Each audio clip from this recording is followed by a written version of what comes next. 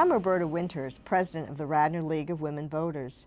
As you may realize, our purpose is political responsibility through informed and active participation in government and to act on selected government issues. Today we're here to share with you something about one of those government issues. It's called statehood for the District of Columbia. The National League of Women Voters has a position on this issue that was developed many years ago following our study and consensus of the issue.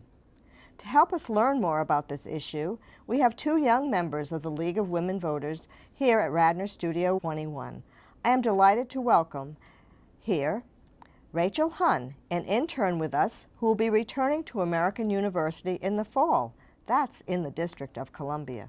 We also have Alex Yannopoulos, a student at Widener University, whom you may have seen participating in our local commissioner meetings. Now I'd like to turn this topic over to Alex and Rachel. Hi Rachel, it's so nice to meet you, and I'm really excited to speak with you about voting rights in DC. Thank you for having me. So Rachel, we're here to talk about DC voting rights and the push for statehood in DC. Can you start by telling us about the current situation right now? What rights do they have now? DC is represented by Eleanor Holmes Norton in Congress. However, she is only considered a delegate in Congress. She is only able to introduce bills to the House of Representatives. She can participate in debates. She can vote and sit in committees. However, when there is a bill that is for the full House, she is unable to vote in those types of bills. So she has no voting powers for that. There is no representation in the Senate by someone from DC, and the federal judges in DC are appointed by the president and confirmed by senators, and DC has no senators, so that DC residents feel that they don't have any representation when it comes to senators and judges.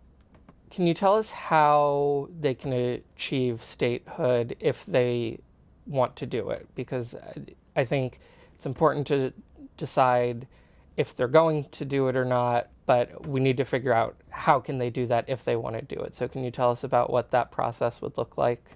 Except for the original 13 colonies, all states have joined the Union by the normal legislative process of the House and the Senate confirming legislation and the president signing it into law.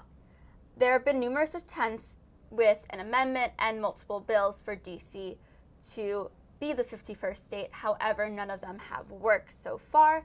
Right now, Eleanor Holmes Norton introduced a Washington, D.C. Admission Act into Congress, and Senator Carper of Delaware introduced it in the Senate.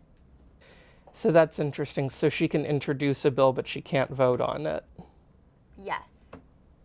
There have also been times where people have proposed, rather than D.C. becoming its own state, that maybe it could become either part of Maryland or part of Virginia. And in fact, Alexandria and Arlington have already become parts of Virginia. So are there still people that want to go the route of having it become part of an existing state?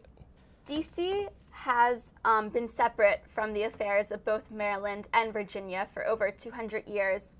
Even though they are similar regionally, DC residents want full autonomy over their own affairs, and Maryland and Virginia residents do support DC statehood, but they're not interested in DC joining their respective state. What about the idea of having the federal district reduced in size to just include the monuments and some of the federal buildings, and having the residential portions and the commercial portions of the district become separate? Is that something that people are interested in? Yes.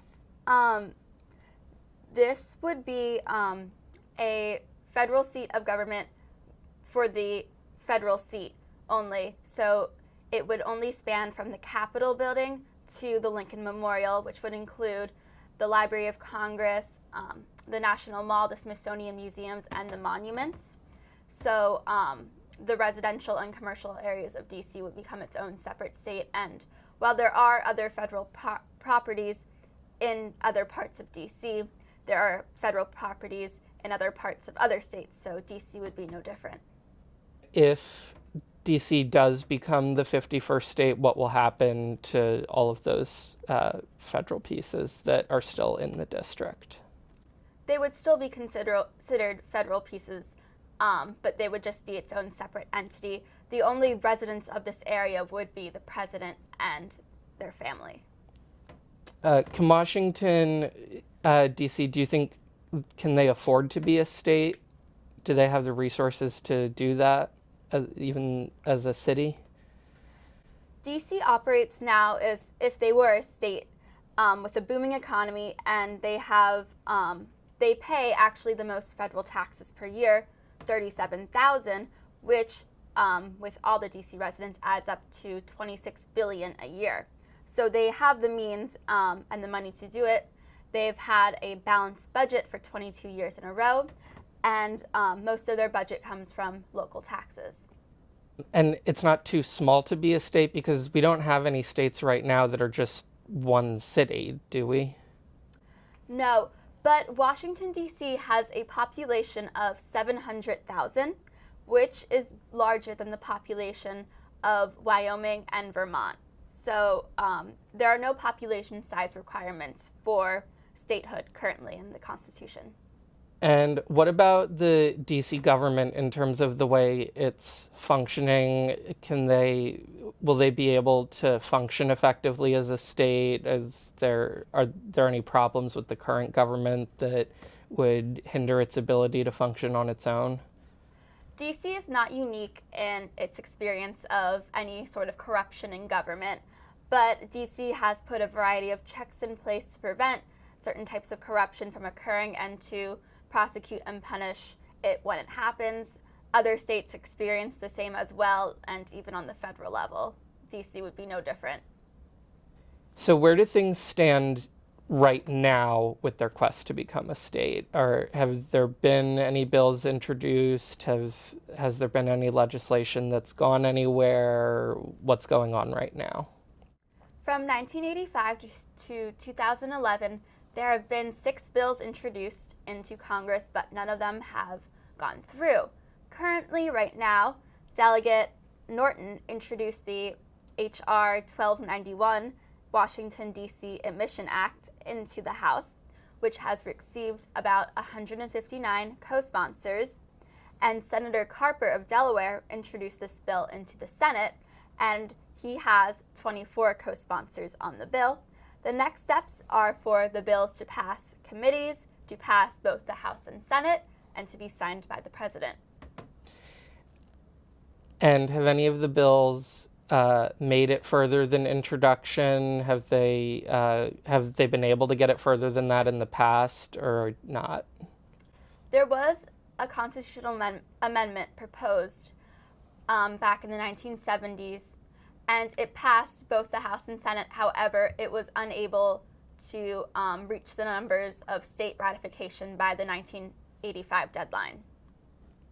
And so it sounds like residents in DC really want to be a state. Can you tell everybody who does not live in DC what's our interest in Washington, D.C. becoming a state? Why should people in other states pay attention to this issue?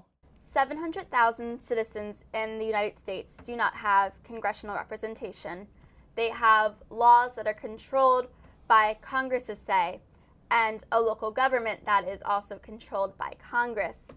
Other states do not need to check with Congress to pass a new law in their state.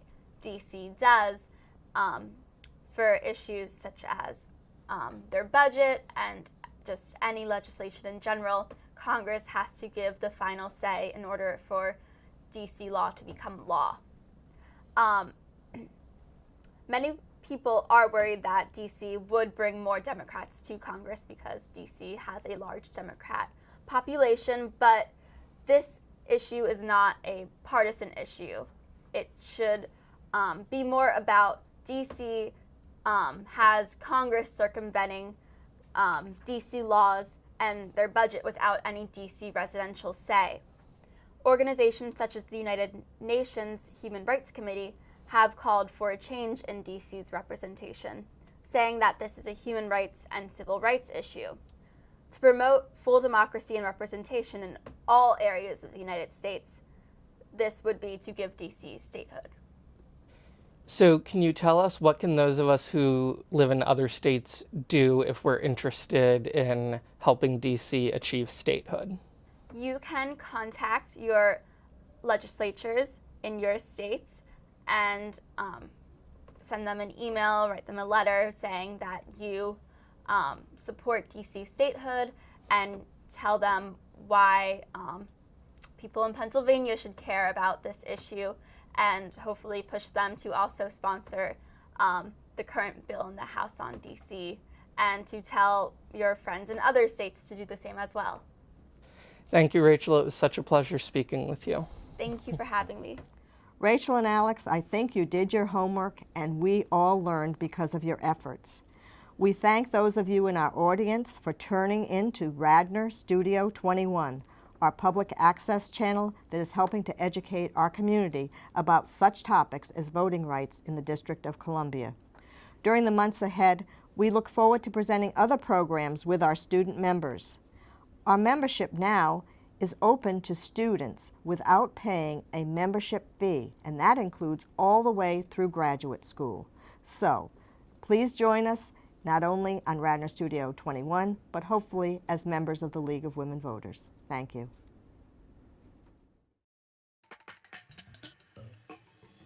You are watching Radnor Studio 21, an arts, educational, and entertainment station proudly serving the Main Line and greater surrounding area.